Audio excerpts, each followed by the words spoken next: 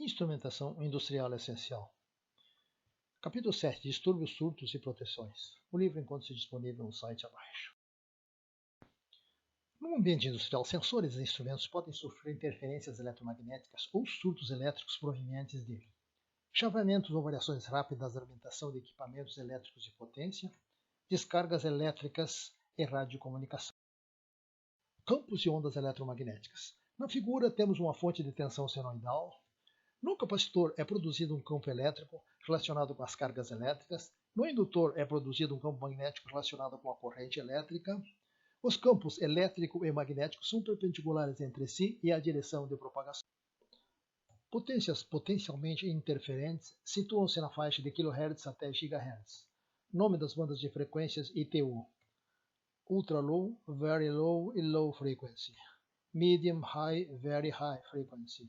Ultra High, Super High, Extremely High Frequency. Aterramento. Conceitualmente dividido em aterramento de proteção e funcional.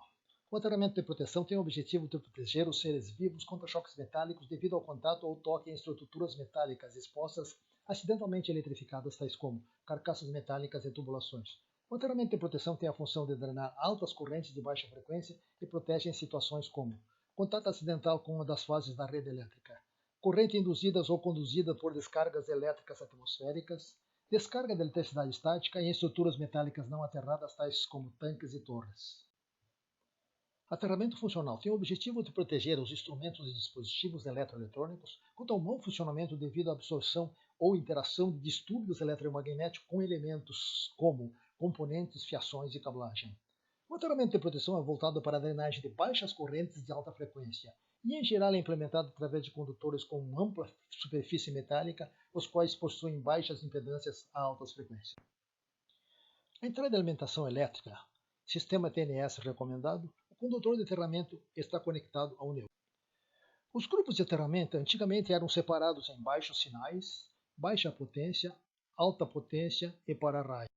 Modernamente, os sistemas são partilhados alta potência, baixa potência, sinais, interligados numa bandeja de cabos, com grades, carcaças e tudo. Algumas normas recomendam que o conjunto de condutores de descida do sistema de para-raio seja conectada à malha integrada de ligação ao terra através de uma conexão, ilustrada em linha tracejada horizontal, no percurso de descida. Outras fontes defendem que essa conexão seja efetuada apenas no terra. A presença de um condutor de aterramento paralelo pode ser necessária quando a impedância de malha de ligação à terra não for suficientemente baixa para drenar todas as correntes. Acoplamento de distúrbios eletromagnéticos. O mecanismo de acoplamento de distúrbios interferentes pode ocorrer indutivamente ou capacitivamente. Acoplamento induzido. A tensão induzida é proporcional à taxa de variação do fluxo magnético. A figura mostra as linhas de campo magnético da corrente produzida por um fio agressor sendo induzida num fio vítima. Acoplamento capacitivo. A corrente acoplada capacitivamente é proporcional à taxa de variação das correntes elétricas. A figura mostra um fio agressor acoplado capacitivamente com o fio vítima através da sua capacitância distribuída. Componentes de filtragem de distúrbios eletromagnéticos. Indutivos, miçangas e toroides. Capacitivos. Os capacitores comuns, devido à sua indutância, entram em ressonância em alguns MHz e passam a aumentar sua impedância com a frequência. Os capacitores de passagem não entram em ressonância. Dispositivos usados para reduzir distúrbios conduzidos. Servem tanto para reduzir a emissão quanto a captação de distúrbios que se propagam através da rede elétrica. Consistem, em geral, de filtros passivos passa-baixo que atenuam as frequências acima de alguns kHz. Fiação de interligação de instrumentos.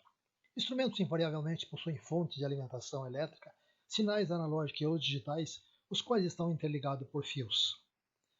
Alguns deles, como o transmissor de temperatura e pH, possuem sensores remotos, também interligado por fios com comprimentos de até dezenas de metros.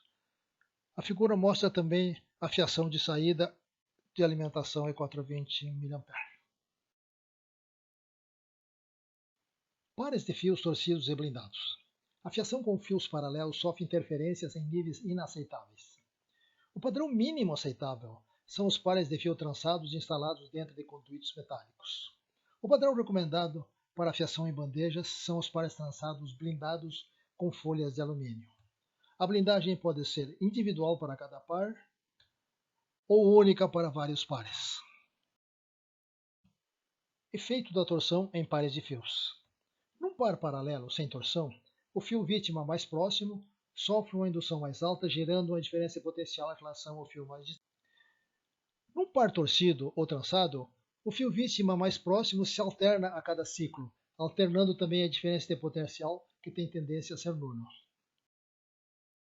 Efeito da blindagem em pares de fios.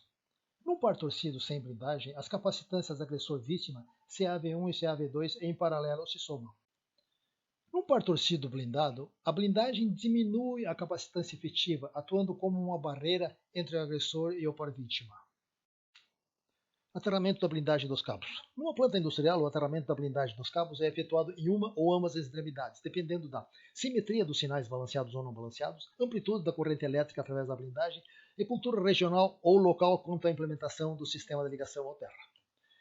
Sinal digital não balanceado. Um dos fios do cabo possui um potencial zero e é usado como referência para o sinal pulsante. O sinal é resultante, portanto, da diferença entre o sinal pulsante e o sinal contínuo nulo.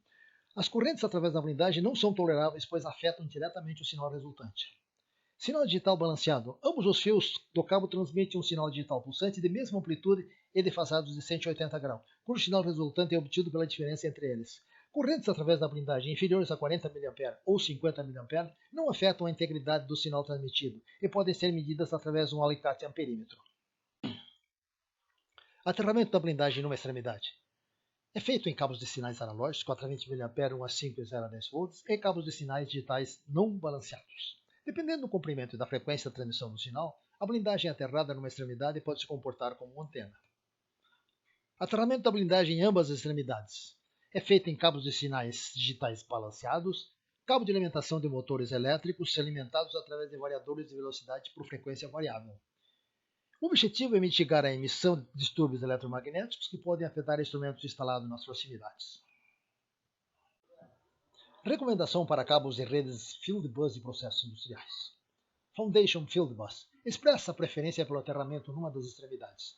Porém, admite a alternativa do aterramento nas duas extremidades desde que haja uma boa equipotencialização entre os pontos de aterramento, não citando, no entanto, um parâmetro quantitativo para essa alternativa. Profibus recomenda aterrar ambas as extremidades da blindagem do cabo, não expressando como alternativa o aterramento numa das extremidades.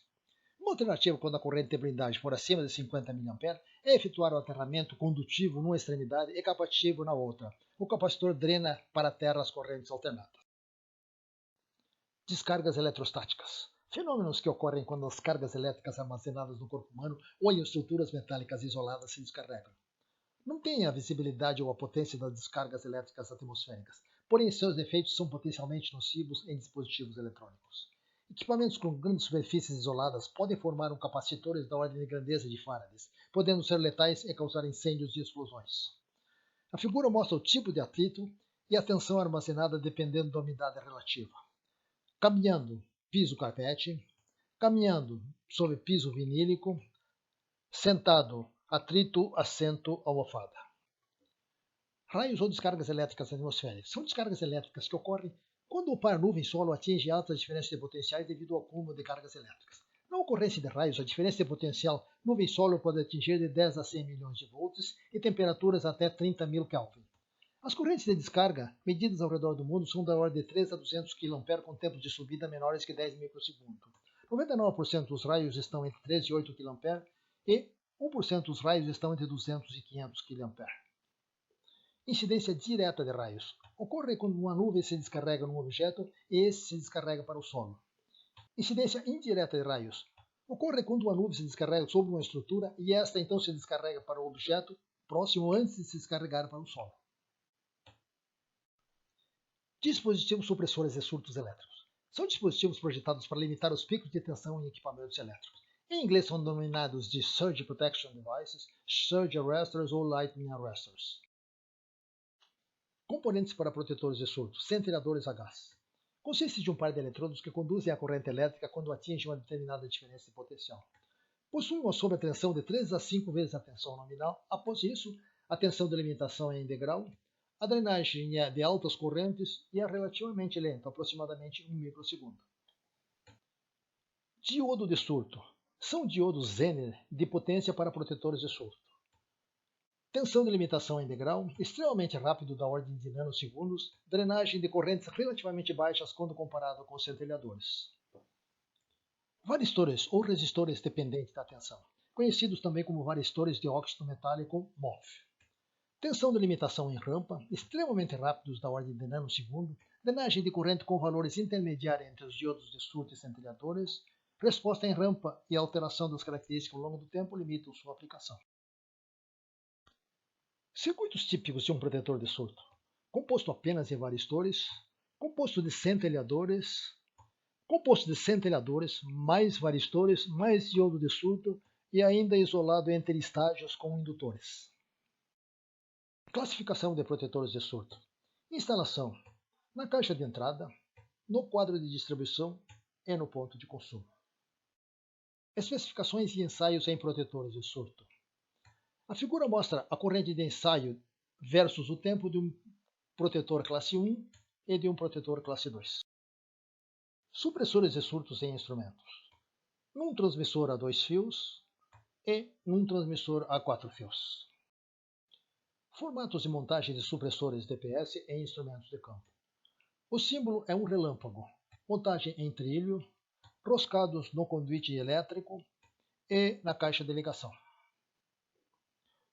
Referências feitas ao longo do texto e leitura adicional recomendada.